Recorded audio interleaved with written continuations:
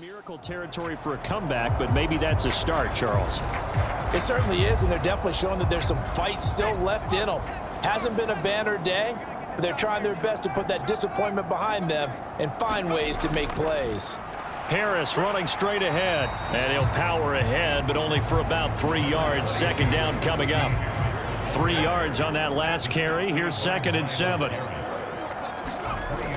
He'll drop to throw.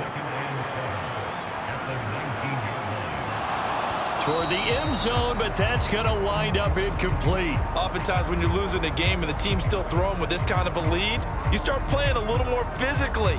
And they took that opportunity right there to be extremely physical and force that incompletion. On 3rd down, here's Harris. And they'll get him down right around the 16. Just a gain of 2 there, and it's going to bring up a 4th down. Let's give a lot of credit to the offensive line. They've been able to move the ball really well on the ground the entire game, and while that wasn't a huge one, that's okay. They'll take them in short, steady bursts.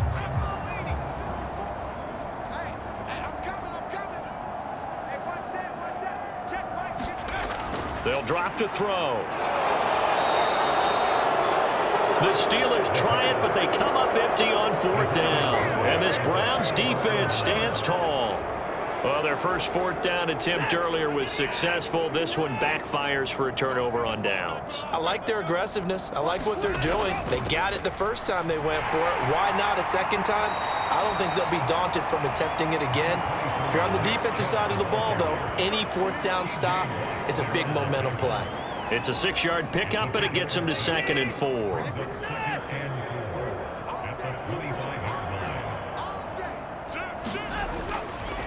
Chubb on the counter, and forget about finding a lane. He barely had time to look up before he was planted in the backfield. This will be a loss of 3, and now a much tougher 3rd down looming.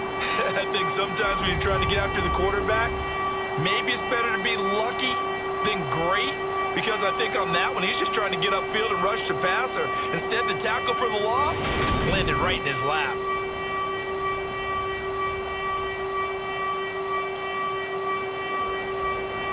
So 7 yards from the first down here as they come up to the line of scrimmage.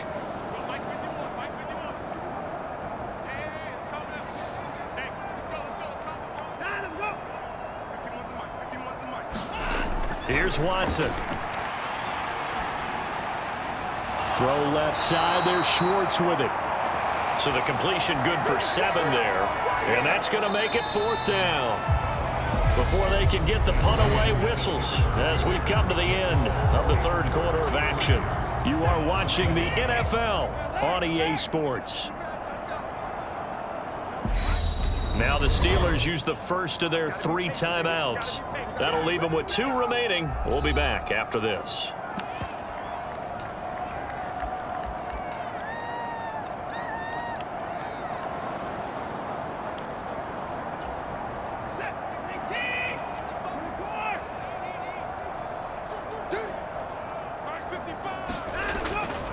They'll run for it. Chubb. And he's going to have a Browns first down as he's got this up to about the 34-yard line.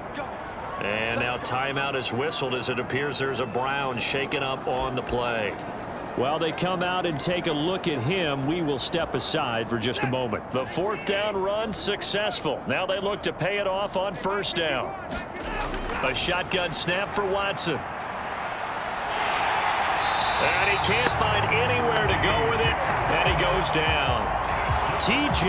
Watt able to get in there and drop him behind the line. But one thing I do know, these guys on defense, they don't want this game to end. They're winning by multiple touchdowns. They've shut down the opposing quarterback in a big way, and they're still picking up sacks as we approach the end of this one.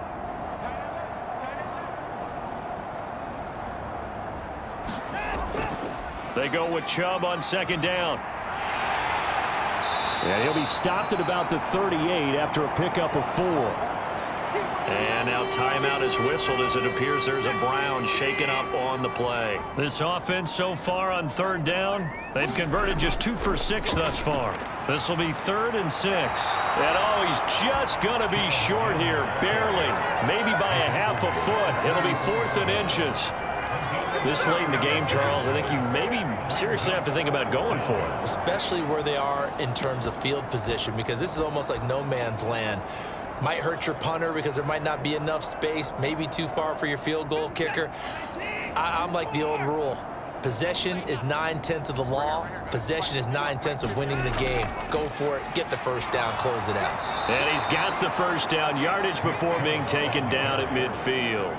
No reason not to try it there, and they do indeed convert on fourth. On their own side of the field, close to the 50, but their own side of the field, they only needed a couple of inches, and they were able to get it done. And it doesn't matter whether you're a zone blocking team. Pressure comes, and the Steelers take him down. Alex Highsmith able to get in there for his second sack of the afternoon. You can almost see all the defenders rubbing their hands together with glee, because we all know they relish the chance to bring down a quarterback of his caliber. Anyone who brings him down has plenty to talk about. Not just a sack, but a big win built off the efforts of this defense.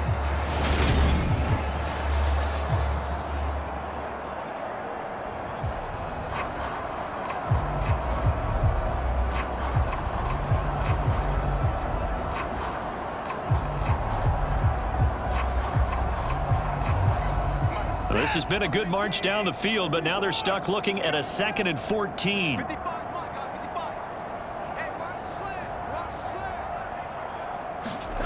Another try after the first down sack. Watson, and a dangerous throw there as that's knocked down and incomplete. They lead big, and a major part of that has been how they've taken their play to a whole new level this second half. No points allowed since the break, and you can add another incompletion to the total number that they forced in this runaway contest. Now on 3rd and long, they'll look to throw. And they do get this across midfield to the 49, but a small consolation prize as he's well short of the first. 5 yards that time out of the scramble, but now they're looking at a 4th down situation. And, partner, I would guess that in his headset he was hearing from his coach, it's 3rd down, don't take a sack. And in this case, he's able to avoid the pressure and get out of there. He doesn't get the first down, but he does turn a possible loss into positive yardage. Desperation time. Watson on 4th down. And he will find his man on the end route, complete. And he's going to pick up the Browns' first down on a well-designed play there. That gets him 16 to move the chains. Now it's Watson. And this a leaping effort, but it's knocked away and incomplete. And that's another play that's painted the picture of this game overall. It's been a blowout. It's been continually fueled by big turnovers and stops for one side and an inability to advance the ball from the other. And he's going to be taken down right at the line. All in all, no gain on the play, and it'll bring up 3rd.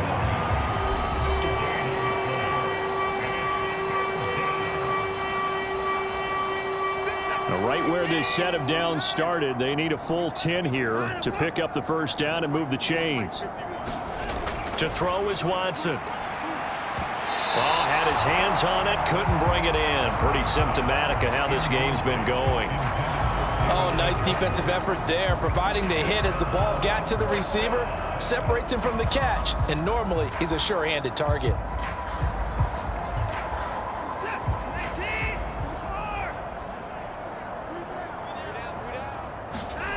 Here we go on 4th. Watson. And he'll be taken down here just shy of the 30. Pittsburgh offense making their way back out.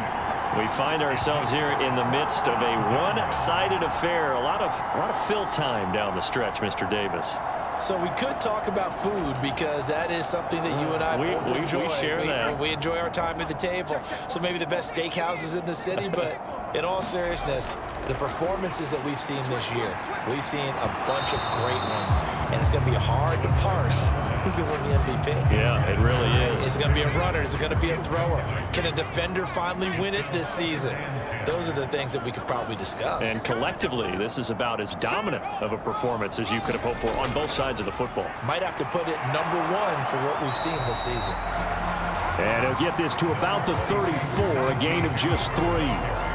Brandon, I've got to think this offensive line has got some smiles on its faces. And I know it sounds crazy, But they practiced for this back in training camp. They knew they'd be in situations where it'd be extra defenders in the box coming after them, trying to keep them from locking down a game. Right now, they want to show the world they're up to the challenge.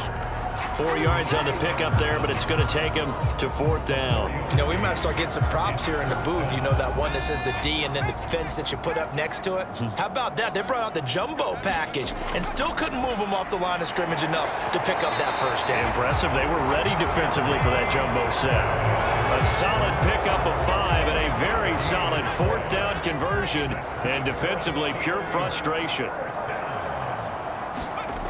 Now they'll switch it up here and look to throw. He rifles one that's intercepted. Picked up by Denzel Ward. And the Browns are going to have the short field here as they'll take over right at the 50. I think that interception happened for 2 reasons. Quarterback gets outside the pocket and panics a little bit, and receiver doesn't make sure he's absolutely in an open spot. So there's a guy lurking, took the ball from him. Yeah, so don't wave your arms, right, as a receiver if you're not wide open. Got to know that you're open. Otherwise, just don't do it. After the interception, here's Watson. And he can't get rid of it. He's taken down. T.J. Watt picks up his 2nd sack of the afternoon. He's the NFL sack leader coming into the game, and now that's 2 more that he's added to his total. He wants some separation from spot 1 and 2 in that sack category.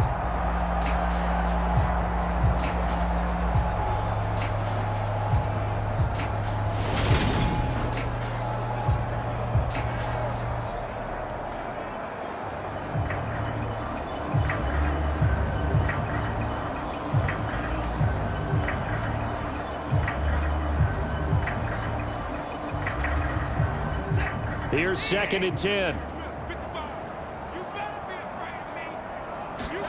From the 50, it's Watson. Steps away to his left. And they'll get this down to around the 47-yard line. Kudos for the defense from me on that one, because they were prepared the whole way for him to try to escape and hit them for more yardage running it. I like the way they stayed zeroed in on him and kept him contained when he pulled the ball down. I think he was fortunate to get what he did on that run.